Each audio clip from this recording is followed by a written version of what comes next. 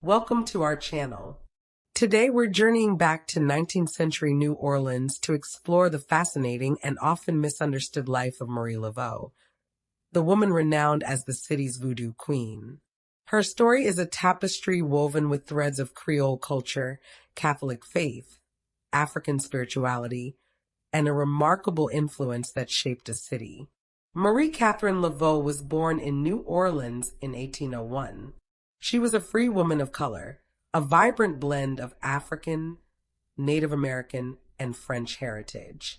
While her father has been described in some accounts as a white planter, records actually indicate he was a free person of color named Charles Laveau. Her mother was Marguerite d'Arcantel. Marie was baptized Roman Catholic as an infant and maintained a strong devotion to the church throughout her life, attending Mass and incorporating Catholic practices into her spiritual work. This syncretism, the blending of Catholicism with African religious traditions, became a hallmark of New Orleans voodoo. In 1819, Marie Laveau married Jacques Paris, a free man of color from Saint-Domingue, now Haiti. This connection to Haiti is significant, as Haitian immigrants brought their voodoo traditions to New Orleans, influencing the form it took there. The marriage was short-lived, as Jacques disappeared around 1824 and was eventually presumed deceased, leading Marie to refer to herself as the widow Paris.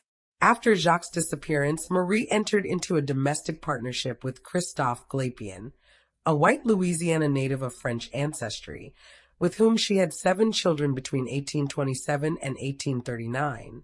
3 of these children died in infancy, a somber reality of the time. To support her family, Marie Laveau became a hairdresser, catering to New Orleans' white elite. This profession proved to be more than just a source of income. It gave her access to the private lives and concerns of the city's most powerful families. Wives gossiped about their husbands, servants shared secrets, and Laveau skillfully gathered this information, allowing her to offer eerily accurate advice and predictions to those who sought her counsel. This insider knowledge was a key factor in enhancing her reputation as a clairvoyant and counselor. While Marie Laveau's hairdressing business provided her with a unique advantage, her true power lay in her deep knowledge of voodoo. She became a prominent figure in the New Orleans voodoo community, incorporating elements of West African and Catholic beliefs.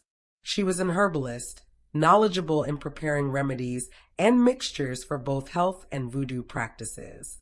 Her home on St. Anne Street became a hub for those seeking her spiritual guidance, readings, and rituals.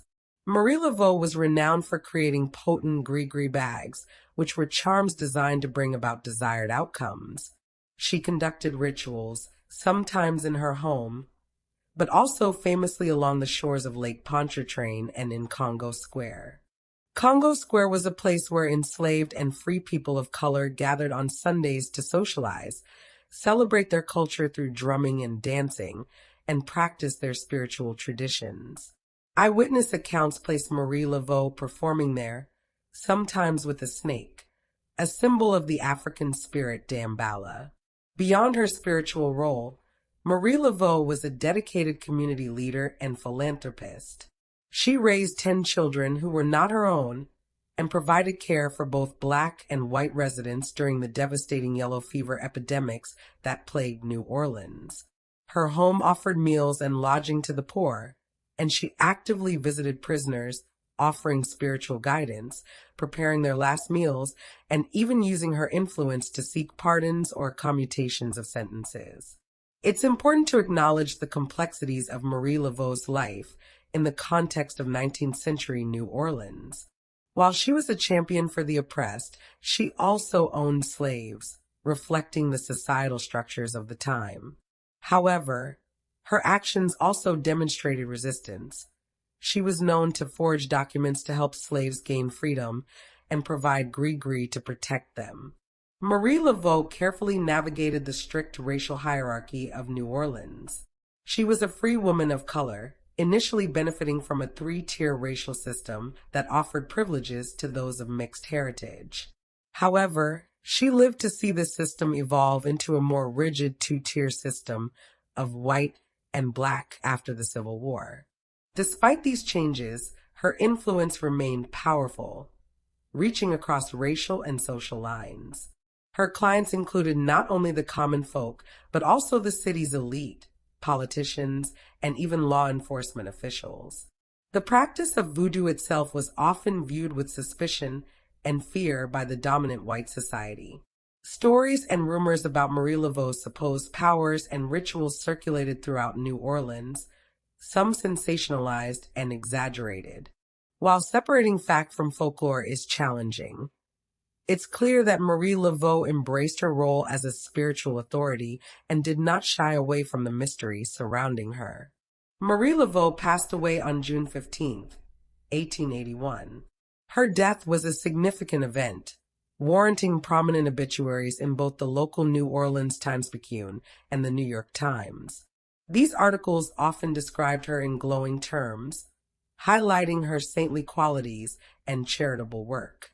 She was buried in the Laveau-Glapian family crypt in St. Louis Cemetery No. 1, where her tomb remains a pilgrimage site for thousands of visitors each year. The legacy of Marie Laveau is multifaceted. She played a crucial role in shaping the cultural and spiritual landscape of New Orleans, particularly by popularizing voodoo and ensuring its traditions endured for generations. Her life exemplifies resilience, community leadership, and the power of spirituality in the face of adversity. While her story is often intertwined with folklore and myth, the historical evidence paints a picture of a remarkable woman who left an undeniable mark on New Orleans and continues to be revered as the Voodoo Queen. Marie Laveau's story is a reminder of the rich and complex history of New Orleans. Her life and legacy are a testament to the strength and spirit of free women of color in the 19th century, their contributions to their communities, and the enduring power of cultural traditions. Her influence stretched from the most prominent families to the most marginalized members of society, making her a true queen of her time. Thank you for watching. Subscribe for more historical deep dives.